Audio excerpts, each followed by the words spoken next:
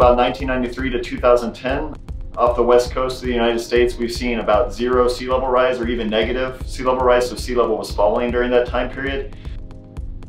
But since about 2010, 2011, we've seen this really rapid increase in sea level off the US west coast.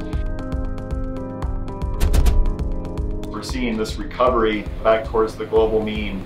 And if this continues to increase, then you would expect to start to see sea level impacts associated with this increase. Increased coastal erosion, increased high tide flooding, these kinds of things as sea level continues to increase.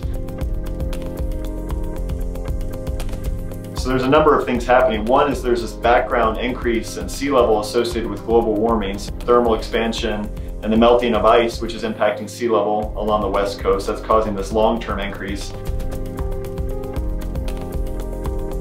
But on top of that increase, there's this oscillation that occurs, and actually a number of oscillations. So the Pacific Decadal Oscillation is one of those. The El Nino Southern Oscillation is another. The Pacific Decadal Oscillation is a large-scale climate signal centered in the Pacific Ocean.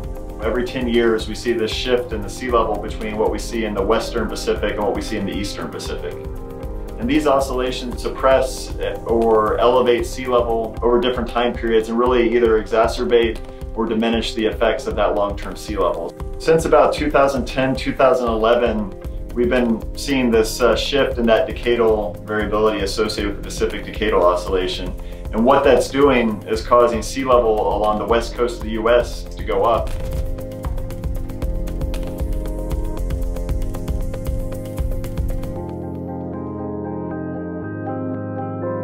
So really high rates of sea level causing sea level to shift very dramatically, and this increase that we've been seeing in the satellite records and also in some of the tide gauge records along the US coast as well. Sea level is going to change, and how it's going to impact the coast I think is really important, so we can inform people, they can make good decisions for their future, and we can start to adapt and adjust our way of living in order to account for these effects that are going to occur in the future.